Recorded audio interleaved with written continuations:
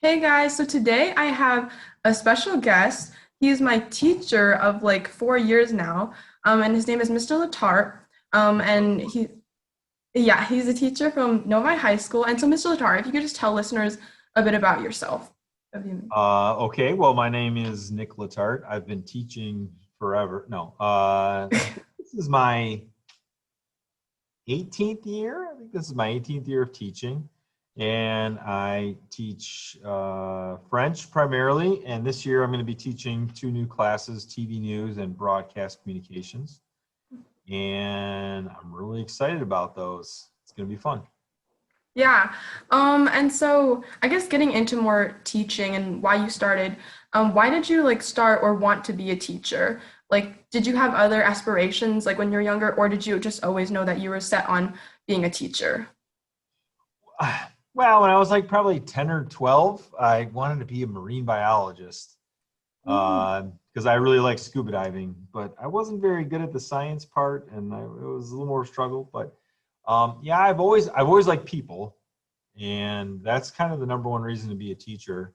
So I've always liked people, and I've always enjoyed being with my students and just being around them. So the content is important, but if you're not passionate about students, then it makes it a really long job. yeah, definitely. And then like talking more about your YouTube channel, because that's something that I want to talk about, especially in this episode, because I just think it's really cool that you're a teacher, but you also have, I guess, this passion project on the side of a YouTube channel, and it's like very successful, I would say. So I just want to know like how you got into YouTube and how you like knew, I guess, you wanted to become a YouTuber, not just like watch YouTube videos. Yeah, the first video we ever did was called Stuff Teachers Say, and I think it was like 8 years ago. Um, I don't even know, like, believe it or not, growing up, I didn't like taking pictures. I didn't do anything with video. Like, I did nothing like that stuff. And then, yeah, probably 8 or 9 years ago, I had a camera and I just started getting interested. Once things went digital, Hmm. I was more interested in it because it was more instant. I don't have a really good attention span, so I need it now. So Hmm. when things went digital, it became interesting to me. And then yeah, we made a video, stuff teachers say, and I mean, I didn't think anyone would watch it. And then all of a sudden, it's probably one of the most commented videos ever, and it's all these former students. They all emailed each other, and people were commenting, and I was like, whoa, this is crazy. Like it was just it boggled my mind that other people then like our little school saw it. Hmm. I think it got like 20,000 views, and especially back then, I was like, oh, this is incredible. Like it was great. So then Mrs. Franchi came to me and she was like, I am in charge of the staff student softball game, and we should do a promo video. And it was so like it was really her idea, her push, and then we kind of put something together, and it was really successful too. And then we kind of started doing that every year, and I kind of got hooked. I'm not gonna lie, I got hooked on the views and the likes. Like I really liked that. It's not that important to me anymore, but I was like, okay, everything we do has to be successful. Like that was kind of a drive of mine. And then I've just always liked telling stories. So I think that now I honestly, I just load whatever I want to load now. I don't have an agenda. I don't have like my channel does this, or I don't know, it's just me. It's just stuff in my life. So I just enjoy kind of telling stories about my life and people around me, and that's kind of my passion. Definitely. And I guess like being a teacher and having a YouTube channel, I don't know if you did you like think you had any criticism or like did I guess I don't know if Carter was the principal back then when you started, but like the principal at the time, did they ever like say that you had to like take some precautions before like going into doing more YouTube videos? No, I've never. Well, Mrs. Carter wasn't the principal back then. Her name was Mrs. Diglio, and I never got in trouble other than my first vlog was about guns in schools. Um, Um, and the district at the time was actually posting my vlogs to the website, to the district website, which was awesome. I was like, cool. But then some school board members didn't like that I don't know. They didn't like it. They weren't against them. They just didn't want it on the district website. So then it was always just, don't think we're going to promote your vlog, but feel free to do it. That's like the only that's it. I've never really gotten in trouble for anything yet. Yeah, I feel like that's refreshing to hear. Because I don't know, personally, I feel like I would think that because I've heard from other YouTubers, but these are like student YouTubers, so I don't know if that's like different, than a teacher having a YouTube channel. But a lot of student YouTubers, I'll see them saying, yeah, like my school, they're saying I have to delete my video or something because I don't know, she maybe can't recorded a part of the school that like they didn't want her to record, something like that. And so that was just really interesting to me. So it's good to hear though that you didn't have that many like I guess challenges to having to Yeah. start. Well, there are a lot of rules on YouTube, but I probably shouldn't say this, but just because a rule exists doesn't, like, if nobody enforces that rule, like in my mind, it doesn't really exist. You know what I mean? Yeah. So there's lots of rules in the school handbook that, okay, but unless someone actually yells at you about, so I always kind of go that route. I don't know if that's a good route, but until I get yelled at, I kind of just do what I want to do, and then we'll see. hmm Yeah, I definitely agree with that. But going on to people that kind of motivate you or inspired you, what other YouTubers do you think you really just took inspiration from for your YouTube channel, or do you just kind of do your own thing? Well, at first I just did my own thing, and it was really like YouTube was just a way to share the video. Like that was it. But probably like 3 or 4 years ago, I started watching Casey Neistat, and like I was obsessed. I was watching every single day, and I would even like we'd be eating dinner, and I'd be like, oh yeah, with my family, and I'd be like, Casey Neistat did this. My wife's like, do you watch him every day? I'm like, yeah, kinda. So Casey Neistat's probably the number one, and then there's another guy called Sam Colder and Peter McKinnon, and then there's a good tech reviewer that I like. Her name is Justine, and I don't know. I just like the way sometimes tech reviewers are like super techy, and I'm like, I don't even know what you're talking about. And I felt like she just spoke my language. Like I get the stuff. Like she's really good at it, but she kind of explains it to more simple people. Yeah. So yeah, those are kind of some of the beginning ones. hmm And now I feel like vlogging has slowed down quite a bit, so you don't see as much of that. But I still watch a lot of tech stuff and a lot of photographer stuff. Definitely. Yeah, I remember when I first found out about Casey Neistat, I was obsessed as well because he used to, I don't know if he still does, but I remember he used to upload a vlog every single day. And I just like remember watching him every single day and being obsessed and like it's amazing how he edits too. I feel like he has that his own signature way of editing and it looks like Mhm. so cool. So yeah, I totally agree with that. And then my next question is like, do you think you ever had some time management issues for maintaining a YouTube channel with teaching? Yeah, well, that's part of the reason I don't post all the time. Yeah, look, a lot of times I'd be like on lunch editing, or the way my day would go is our day would end at 2:01, and then my son, his school would end at 3:30. So a lot of times I would do editing then, or like at soccer practice. While instead of just sitting there, I would edit. Like I did a lot of editing at soccer practice. And I've even done it in the car and hotel rooms during tournaments. Like I just kind of find that that's my little time to do Mhm. it. But I've always tried to make sure that it's never like my family's never waiting for me, or we don't there's nothing we don't do because I'm editing something. Like my family's always number one. But I really do find time. Like it's kind of like the nooks and crannies. There's Yeah. 15 minutes. Okay, I'm gonna go do this right now. There's an hour. I'm gonna go do it right now. And you just kind of do it when you can. Yeah, definitely. And especially like for people, I don't know, for listeners, if they haven't seen your videos, like your videos are very well edited, and like I know that takes Thanks. so much time, especially because I mean, I kind of have a YouTube channel. I haven't uploaded in a very long time, but like even my 6 minute videos take me like 5 hours to edit. So I totally understand, having to, like you said, get those nooks and crannies of like little pockets of time to edit your videos. Yeah. And then One my thing I last have found though is the more you make them, the more you know what you want to shoot. And so you've some of it's in your head already, and the editing does go faster. I will say, like I've done some wedding videos recently. The first video probably took me like 25 hours, like forever. And I was like, oh my gosh, how do people do this for a living? And now I go to weddings and go, okay, I know, oh, well, this is the shot I need. I need this shot. I need that shot.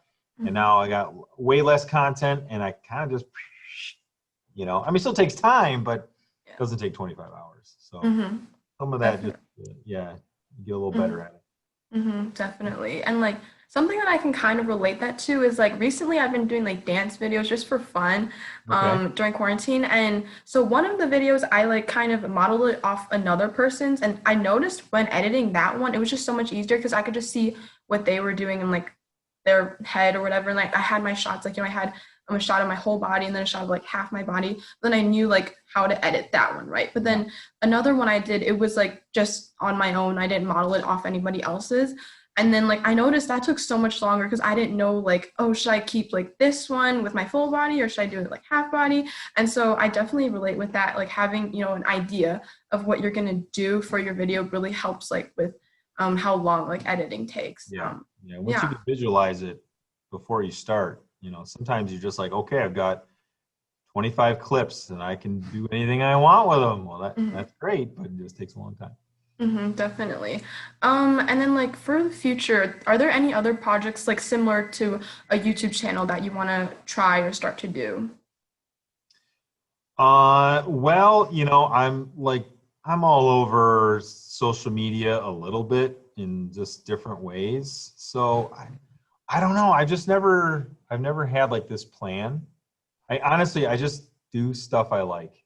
And that's, because some people are really motivated to like, make money from YouTube or like social media. And I mean, it's easy for me because I have another job, right? I don't need to make any money, so I don't like it's just not my main motivation. But one thing I have been working on is taking a lot of aerial photos of the state of Michigan and city of Detroit. And I got my own little online shop now, and I've sold some prints, and I really enjoy that. I don't make a lot of money off it because it's not my main goal, but it's just cool knowing, oh, somebody took my print and it's hanging on their wall. Like it's wall worthy, right? I mean, I don't know. That's pretty cool. So I really enjoy doing some of that. That's kind of my newest hobby lately that I've been doing. Definitely. Yeah, and I totally agree with that. Like just knowing that your work is appreciated by somebody and like again, like you said, they're hanging it in their home and that's how much they like your work. So I totally agree with that. And then my last question, I guess, regarding the YouTube channel is like what advice do you think you would give to just people that want to start their own YouTube channel? Be you.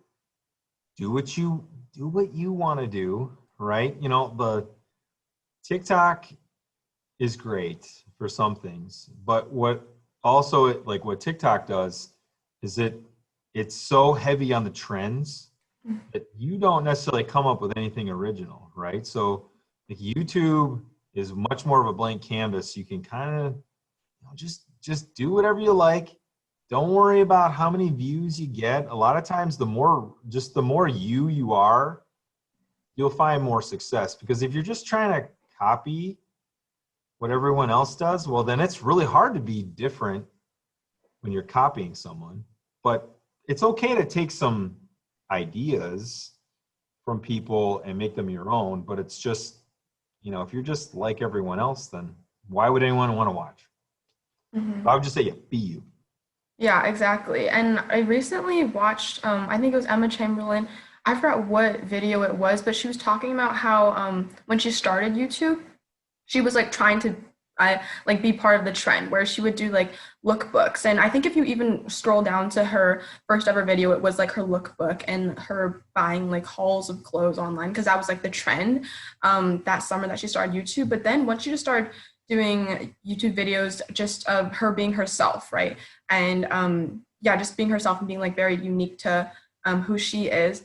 And she just started gaining so much more traction because people were really, I think, attracted to her just being herself and not caring what other people say about her and just again being true to herself. So I definitely think that's a really good piece of advice for any people that want to start a YouTube channel. I know, like with Instagram, there'll be pictures. I'm like, oh, this is I don't. It's not going to get many likes, and it's not good enough for my feed. And I'm like, I was like, who cares? Like, I don't care anymore. I got pictures of me holding a Pikachu now on there. Whatever, that's me. So if you want to follow me, great. And if you don't, okay, it's all right. Mm-hmm. Exactly, exactly. I totally agree with that. And going on to, I guess, some more like mindset questions. These are kind of deep, so I totally understand if you need like Okay. time to think.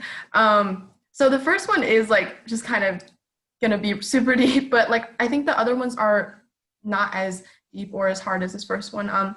But so what do you think is your greatest failure or regret, and what do you think you'll learn from it?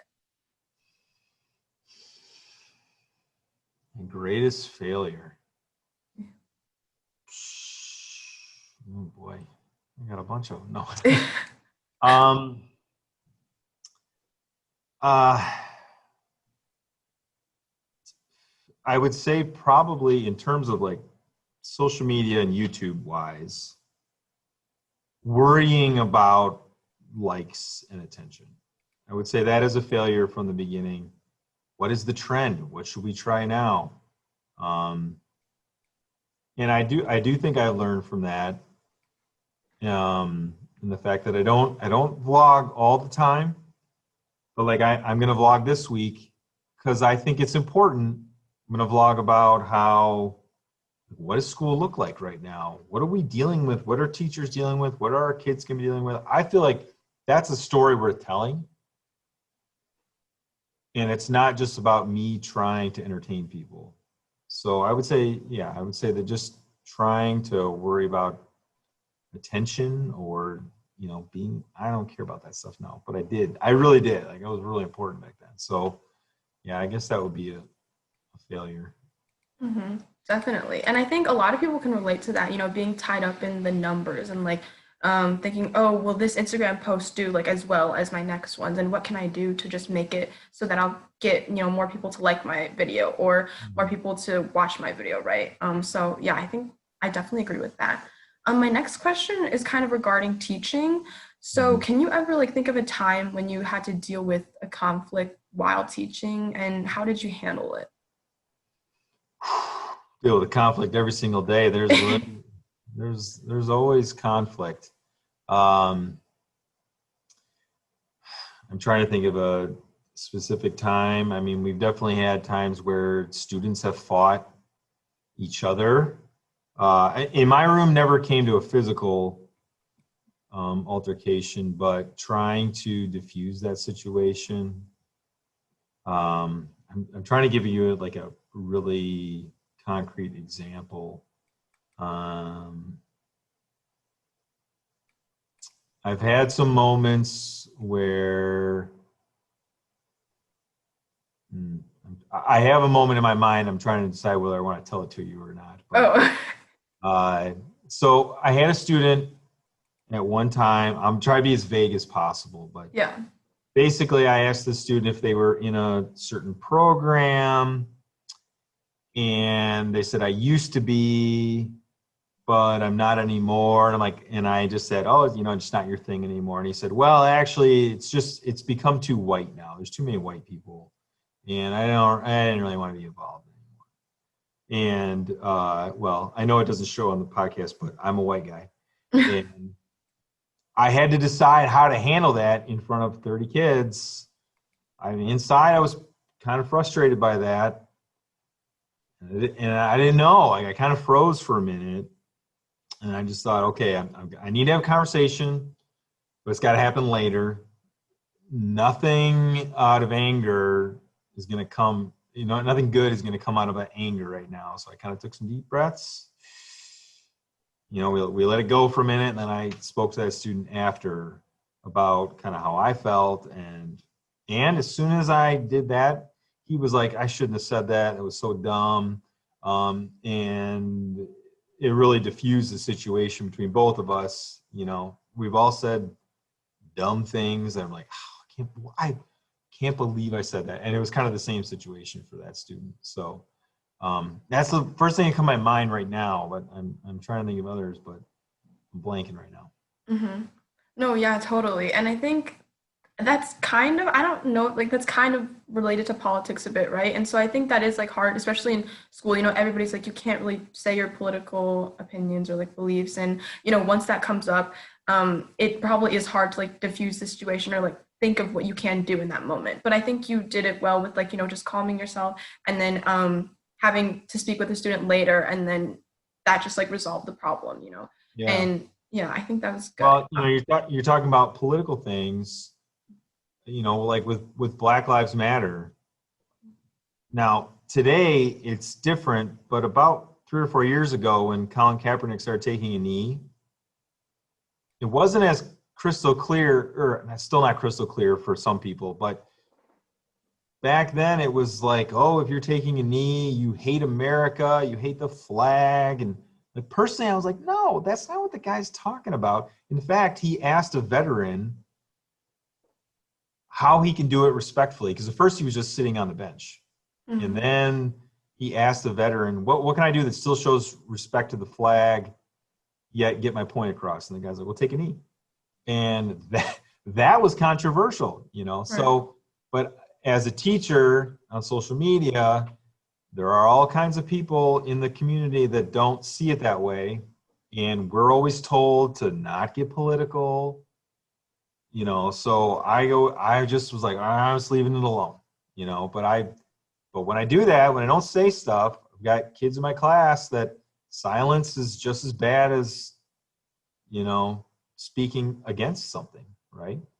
So, Dr. Matthews a couple months ago kind of said, look, we're going to support, if you have things that you want to say about racial injustice or things that you believe, we're probably going to support you.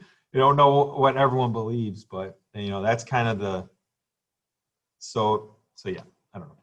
Mm-hmm. No, yeah, definitely. Uh-huh. And then going on to your mindset a bit, because I think I said I'd go into mindset, but I did kind of talk about teaching.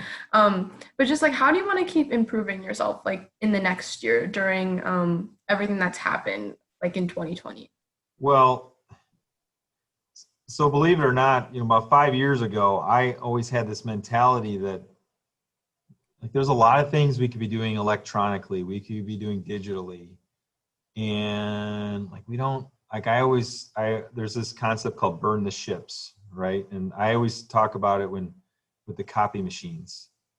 People are like, oh, the copy machine's broke. I'm like, we need to just get rid of them.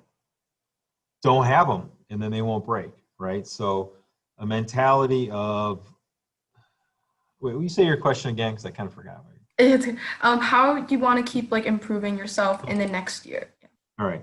So one thing that silver lining of this pandemic, it's forcing us to try a lot of new technologies and also really reevaluate what was actually important in school. And about 5 years ago, I was really at this, like, I felt like I was, here we go. And a lot of people kind of pushed back on it. And I don't want to say I quit, but I like just was like, okay, I guess we're not going in this direction. I need to kind of give up thinking that way. And I kind of almost went super old school, just a lot of writing and things like that. So I am excited to kind of keep growing.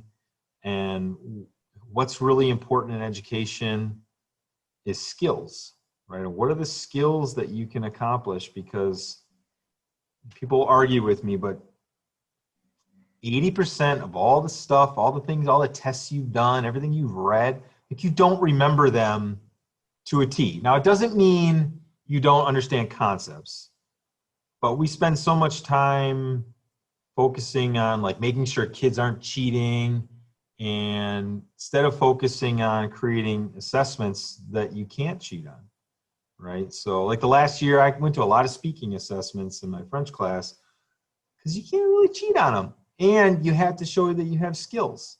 So I really tried to work on growing towards what skills can kids develop, skills. I mean, we go to broadcast communications, that's all about skills, right?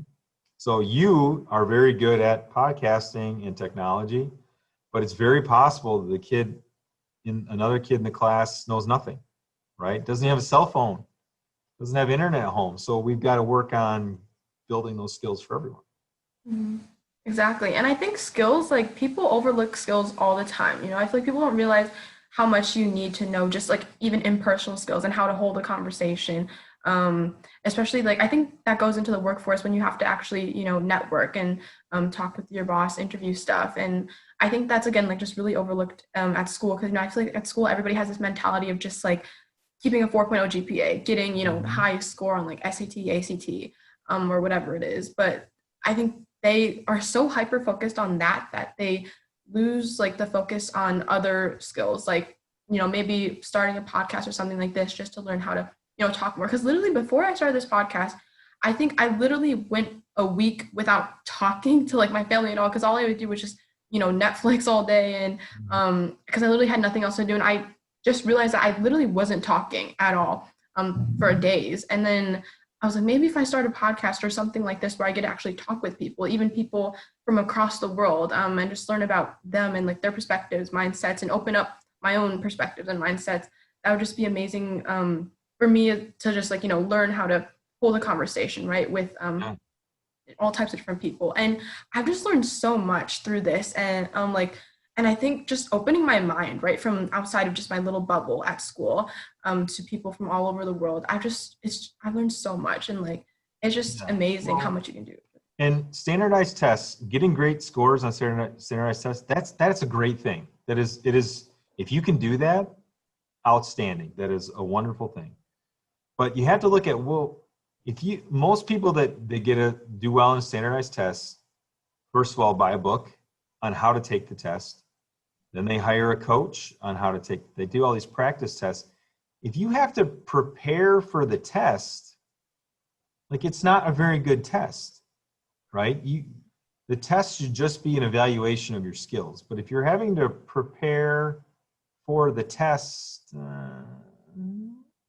like I don't know, it just doesn't. Nobody ever asked me my college GPA, or I have 2 master's degree. I don't even know what the GPAs are, right? They don't. It just doesn't matter as much as people want it to. But it's the reason people cling to it is because it's immeasurable. I have a 4.0. I can tell you that in one sentence. And people can go, oh, wow, you're the greatest person on the planet. No, you're not. But that's great that you have 4.0, but it's easy to measure. And Mhm. that's unfortunate. Yeah, and I think something that goes along with that, like when you said, kids are taking a tutor and then also taking classes that, just keep practicing tests and whatever it is. I think that also goes into how like it kind of economically favors, a specific group of people, right? Because I Mhm. think if you were to go, I remember my mom, she went with my brother a while back to volunteer at Cody High School in Detroit, I think, and she could just tell, her eyes open so much more because she's so used to in Novi. We have all these amazing resources, like an amazing gym, like a track, and all these different things that we have available because we're in such like a nice city and we're well funded. But then when she went to Cody High School, like it was just the school itself was so underfunded and so like her eyes just like open, right, to Yeah. this how two different worlds, it can be within like Michigan or whatever. But I think that shows like obviously kids in Cody, they wouldn't have the resources to even like be able to take classes, right, to prep for the SAT or ACT. And then with the school being so underfunded, they probably don't have good education there as it is. So then even if they were to take the test without having these resources to practice, they probably wouldn't even be able to score it as well, just with what they've had at school. So I think again that just goes into play of how it's just Yeah. really targeting like a specific demographic of Well, people. like my son, he plays for the Jaguars. It's a private soccer club. and it's not free, not even close, right? So I don't care if he plays private club soccer, but that's what he does. So he likes it. So that's great. But there's so many parents that I see them, they go, oh, we're getting on this team, and then then there's the next level elite. And I'm like, yeah, well, they're not really the best competition. They're just the best competition that their parents can pay for it, right? They're just, so we've like created this hierarchy, so yeah, that's why it's great. Standardized tests it's good.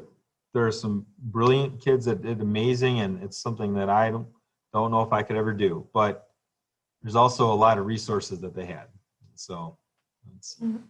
Yeah, definitely. And then my next question, it's more like optimistic. It's not like what your greatest failure or regret is. It's what do you think you're most proud of?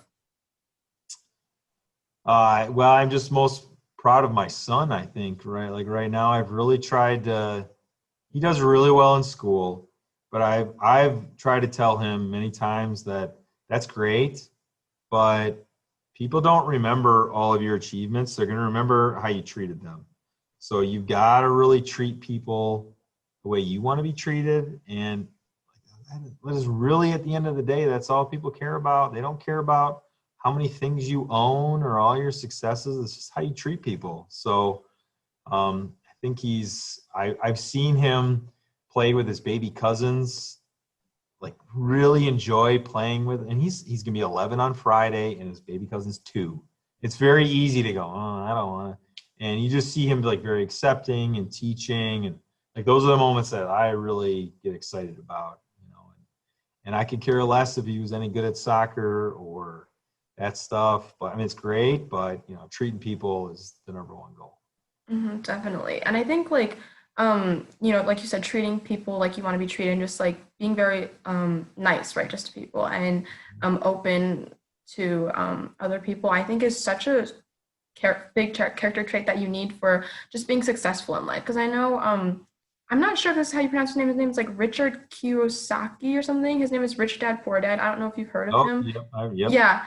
And so I remember this girl, she was talking about how she joined a seminar and he was one of the speakers and he was talking about how he became successful, right? And she talked about how he came to America with $100 and then he's now built himself to now be this like, $100 million or whatever it is. And he said the traits that he needed to be successful were to just like be very likable and meaning like, being able to network with people and treating other people, like you said, like you want to be treated. And he also said just being able to have that like risk-taking mindset of just going for different things, right? And also just being able to like accept any opportunity that's given to him, no matter what it is, like whether it be like a cooking job or an internship, just anything, he would always just go for it and do it. And so I think, like you said, like treating other people like you want to be treated is such a big character trait that you need just for life in general and just to be successful. And I'm really excited to see what your son does in the future. And tell him that I said happy birthday for Okay. this. Yeah. I just remembered a regret. Okay. It's really hard when you're young, especially like 19, 20 years old, to know what good advice looks like. You have a lot of people that will tell you, don't try that, don't do it, because this will happen. And it's not always that they're wrong, but they just can't see the reward at the end. And like probably for 10 years, I really listened to the people that told me, don't do it, don't try it. And I just realized I got to stop listening to those people. Like I used to always, I got made fun of. I had the first iPhone, got made fun of for that. Got the iPad, everyone laughed. Like there's a lot of, like, I was the first one in Schoology, and like I just did a lot of things that people would be like, that's so dumb. And I was like, oh, maybe they're right. And I was like, man, I gotta quit. I've learned, I honestly, when certain people tell me that it's a bad idea, I'm like, it's a good idea, because you really don't know what you're talking about. And that's one thing I wish I had done better when I was younger, but it's really hard to know because you're young. You don't know. So that's probably my biggest regret, listening to the naysayers. Exactly. And I totally relate with that because when I even started this podcast, I remember I had one of my friends on from school, and I feel like he had this mindset of just doing X, Y, and Z to get to college, right? So like whether it be like DECA or 10 clubs, whatever it is. And so when I had this podcast and when I was doing his podcast recording, he usually like asked me, why'd you start this, Anna? Like, is it for school or something? He thought this was for like, I think summer work or something like that. And I was like, no, I just want to do it because I just want to talk to people, right? Get to talk to you, right? And have these conversations, learn more about you and your mindset and whatever. And he was like, oh, I never knew people just do this because like they wanted to for fun. And he was like, he was like, that's so stupid. Like, why would you just do that and like, take the time out of your day to do this? But I'm glad I didn't listen to him and I still followed through. And now I've been able to, interview people from all over the world and just like, I've learned so much through this. And I think that's something that I really love to just like tell all my friends, especially in Novi, where I feel like the specific group that I used to hang out with, I feel like they always just care so much about the competitions, right? What you place at, like DECA, HOSA, all these different things. And they'd put like hours of their time every single week just to build up to this competition, right? And getting first place, wherever it is. But now, like during Okay, quarantine, if it's a passion, right? If they're really yeah. passionate about that, it's great. I always just wonder how much of it is passion and versus just I want to be better than everyone. Exactly. Yeah. Because I feel like sometimes I feel like everybody's just trying to like, one up each other or like just like one up each other, being better than the next person and like doing all these different things. But like you said, like I don't know if it's necessarily for like passion or if it's just for like um being better than the next person. But yeah, I Yeah. that's just Well, something that I want and now that you've been doing this for what, I'm like your 15th, 16th guest, right? to. You're going to keep doing this because you like it. And then I'm telling you, just like one day that like some famous or big company is going to come or, like just someone like your dream person is on and you will have done all this preparation. You're already prepared. You know how to do it all. And that's kind of that's the moment where you're like, oh, this is worth it, but Hmm. because you didn't wait, you didn't sit on the sidelines, you're ready to go.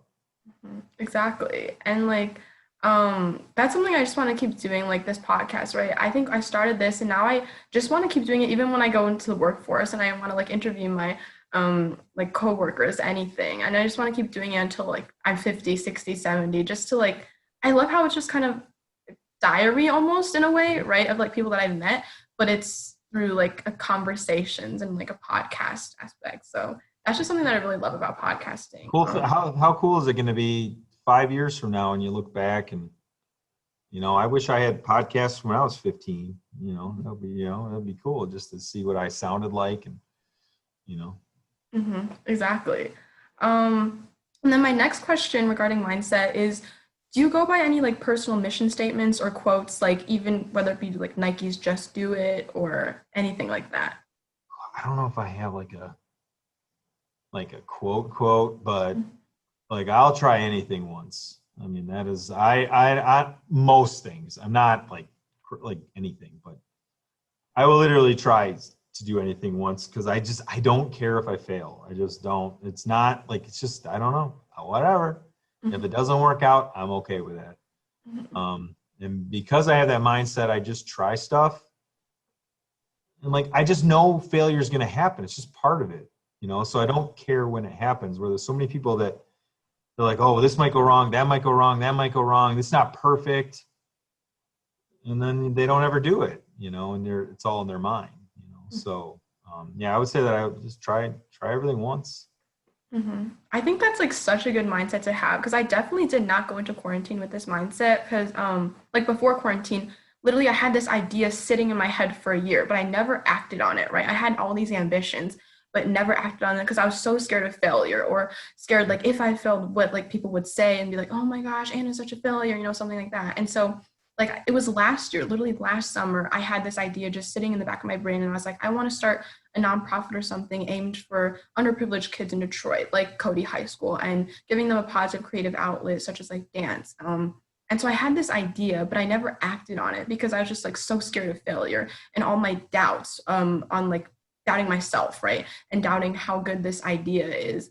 It was just like pushing me back from actually doing it and starting it. But now during quarantine, I've had so much time, right? And it's like I have no excuses now to not start it because I used to have the excuse of, oh, I have school though, or oh, I have SAT, or all these different things. But now I have no excuse. So I'm like, I just go for it. And I finally just took the first step of even just searching up how to make a website, right, for this, or even for the podcast, how to make a podcast. And then all these resources popped up for free, like Anchor, which is what I use for my podcast. It's free and it distributes your podcast. You can edit your podcast on there. You can record on there. They have all these different things, and it's free. And so, even just taking that first step of just searching it up on Google, that has just done so Yep. much for me. And I just like realized just go for it because there's definitely things out there for you, and you can't let like other people's opinions or your own doubt, right? Just Yeah. like let you not actually go for your ambitions.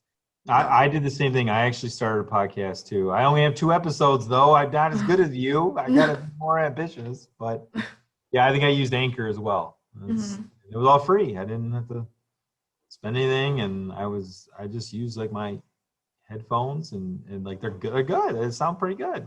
Mhm. Exactly. And especially I feel like for podcasts, it doesn't really matter like, the fancy tools that you use for it. Like if you use the best microphone or if you use like this amazing editing software. I think it's honestly just the content itself because anybody can use like anything, but I think it's more of just like, what you're talking about that makes a difference Yep, with a podcast. 100%. Mhm. Story is the most important thing.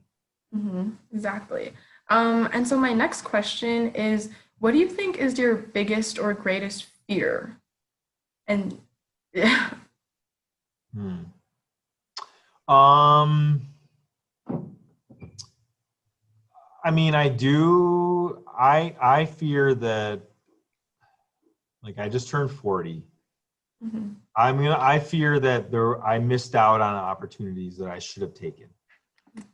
So that's always just kind of in the, like this year, my family and I we're pretty good at managing money, and we've saved a lot. This was gonna be our year of travel. We were gonna go to Grenada, we were going to Disney World, and we had this huge soccer trip that we were gonna go to England, and Isaac was gonna get to play with English players, and we had to go to these Premier League games, and it was like, boom, we're getting this stuff in. I'm so excited. And now it's like we can't. All of it got canceled, and all of that is super privileged stuff, right? It's all first world problems.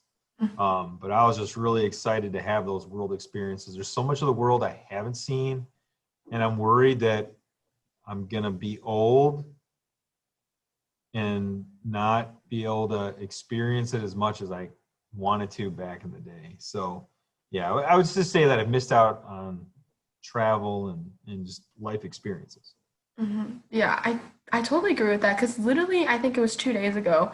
I was on this like Discord server that one of my YouTubers set up, or like the YouTuber that I watched set up, and so we were doing like a video chat thing. And one guy, he was like a flight attendant, and he was talking about all the amazing places he's been to.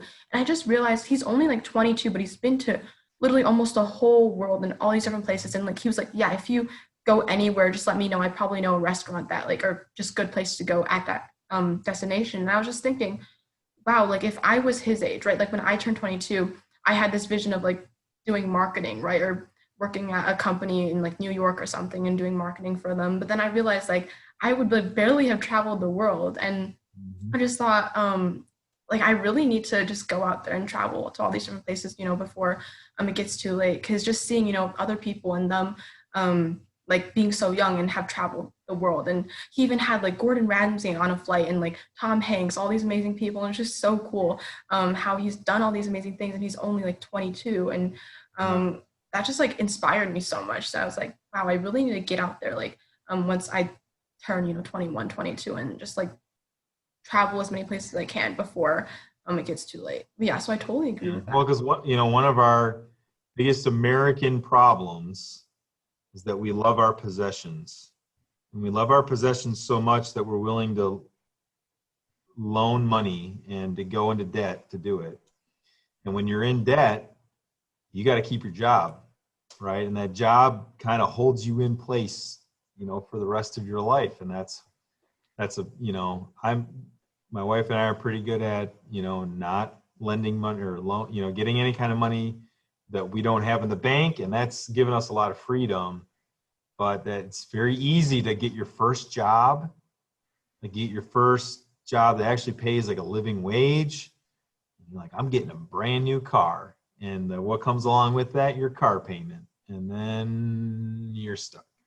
Mhm. So yeah, that's a hard one. Definitely. Especially like now that I'm a senior and, picking which colleges to go to because I want to go out of state, but also, that is like financially a big deal. Hmm. And that's also like I have to take into factor the debt that I'm going to be in because I know lots of people, they get into so much college debt, and then like they have to pay it off the rest of their lives. And Yep. so that's like a big factor I have to consider, when applying, especially out of the state. Because I know Michigan and like MSU, they have pretty good, financial aid for in-state students. But for out of state, like if I really want to go to UNC, like UT Austin, I know they have like pretty good, financial aid, but it's still, I just have to see what FAFSA gives me, and hopefully it's a good amount, and then I can like go and explore places outside of Michigan. But we'll see. But yeah, that's just something I want to bring up regarding like That's the hard financial. thing though, right? You get done with college, you got your degree, and the first thing they do is they go, here's your bill. So what do? I got to go get a job. I got Mhm. to go start paying this off. Then you meet someone special, and they're like, "Oh, we better get a house." And there's our mortgage, and and your neighbor just bought the new BMW. Oh, we better get a BM. And you, then you're living the American dream. Yeah, no, definitely. Because, like, I feel like there's this cycle of where, we get our paychecks and then we spend it on these materialistic things. But then, like, we're like, oh, we need to be secure again. So we get a next paycheck. It's just a cycle of Mhm. buying and then getting your paycheck buying. But Yep. yeah. So my next question is, since you are like a teacher, I would love to know if you like think there's a difference between good and exceptional. Um, In what? in like whether it be anything from like if you're grading an essay or something, and because I know sometimes people, um at least for like business, right, when we're doing presentations, Mrs. Forrester sometimes will put like, oh, you did a good job, or oh, this was exceptional, and like I would just love to know like what you think is the difference between good or exceptional, but it can be in any situation. Passion. Passion is the difference between good and exceptional. We can all probably do a pretty good job at anything we really want to do, right? Like, oh man, I got to get an A. I can do a good job, right? But you want to do an exceptional job, you got to really want it. Like, you got to think about it before you go to bed. Like, you wake up in the middle of the night, you're like, I want to do this. I want, like, that's passion, right? You want to be good at it. That's usually the difference. And that happens in all throughout life. And if you're passionate about it, like, I guarantee if you are passionate about it, you will be successful in whatever you want to do. It doesn't necessarily mean that you'll be the star, but like, you know, if you're passionate about soccer, okay, you might not be Messi, but you will have some kind of, you will be in that realm of success somehow. I really believe if you're passionate about it, you'll be good at it. You'll be exceptional at it. Definitely. I can like relate that back to, I guess, coursework, right? Because I remember sophomore year, I took AP biology, but obviously, because I want to go into business, right? So I'm not going to be randomly doing biology in the middle of like business. And I just took it because a lot of my friends were telling me, Anna, you have to take at least like one AP science class, or else colleges are not going to like accept you. Mhm. And so I was like, okay, I guess I'll just take AP biology then. But I could really tell the difference because I took marketing that year too, and I could tell the difference between marketing and how much effort I put into that, and like, because I wanted to, right, like in the It coursework wasn't work for towards. you, right? You wanted to, Right. yeah. hmm right, exactly, and so I totally relate with that. My last question regarding mindset is, what do you think is the most important thing you learned in school? Like in high school, Yeah, it could be high school, it could be university, any school. I would say be there every day. I know it sounds like a really weird thing, but just being like, there was one day I was late for school and I had to pick up my girlfriend and her little brother. I drove them to school.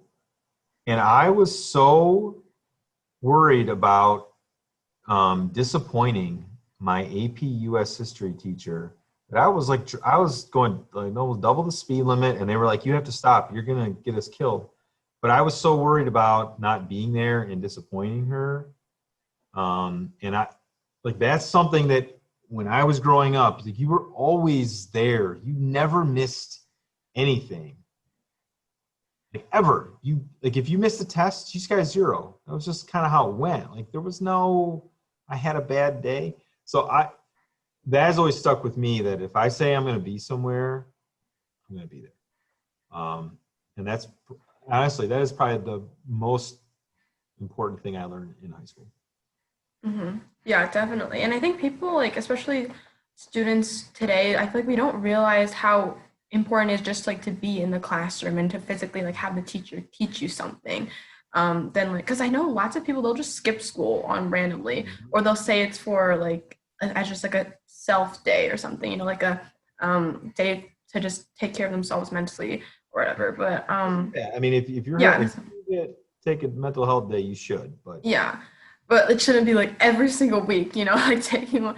But I understand, like if you need it sometimes. But yeah, I think it is just really crucial to be in the classroom and just actually have the teacher physically teach you. Because I could definitely tell a difference once we went online last semester compared to when I had like an actual physical teacher teaching me than like having to learn through YouTube or through my computer. Because I just realized I was.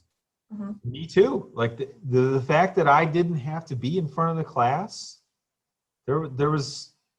I mean, I don't ever want to be an online teacher. I mean, I know I'm going to do it this year, but like that's not what I signed up for. I don't. That's not my passion. It was hard to get motivated to do stuff. The energy of the school is really motivating. Exactly. And even just like getting up in the morning and like actually getting ready for school and like getting yourself together. Because I remember literally throughout the whole quarantine, I would just wear my pajamas every single day during like at home but during school I would actually like, get up, wear a different outfit than what I'm wearing right now, and then actually have to, walk right 5 minutes between every hour.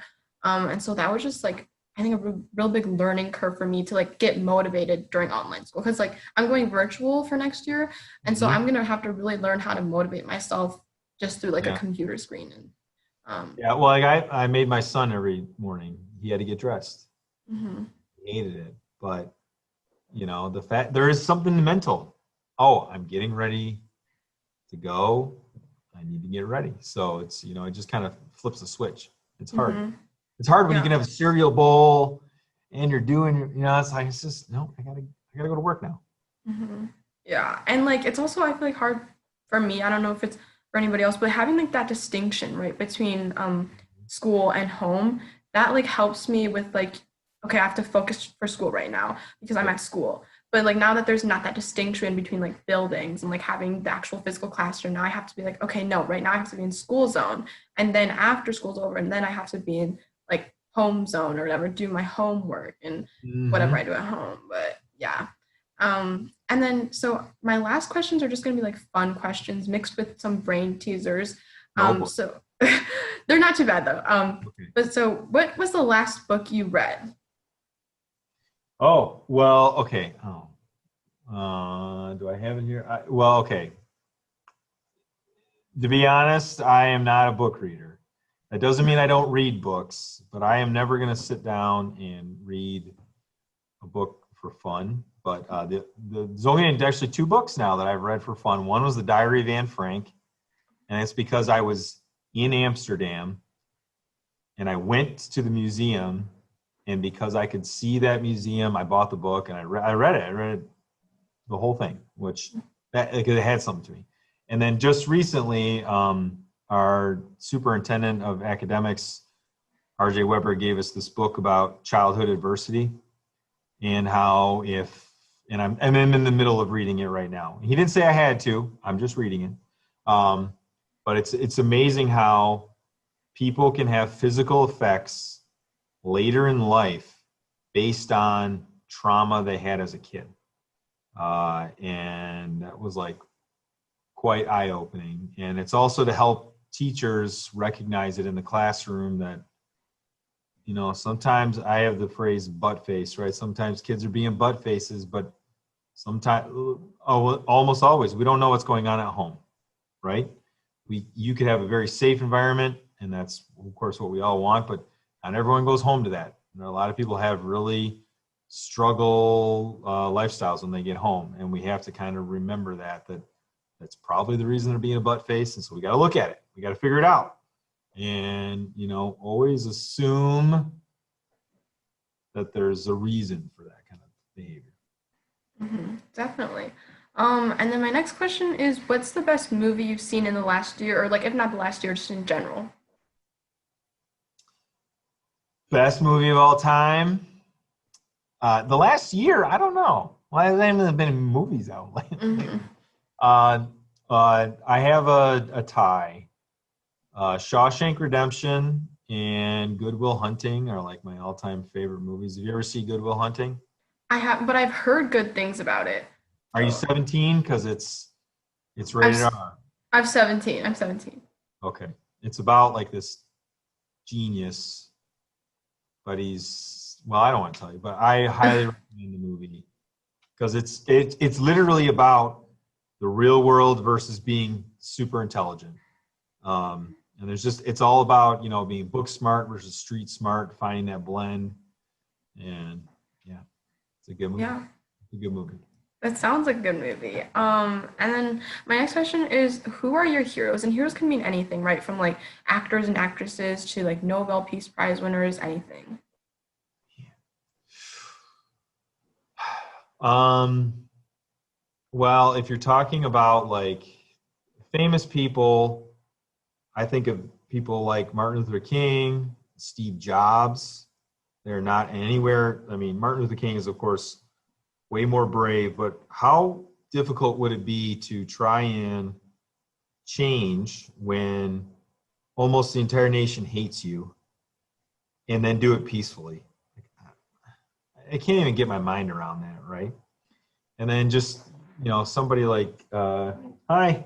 Hi, are you all right? Yeah, I'm good. Where you And then somebody like Steve Jobs, who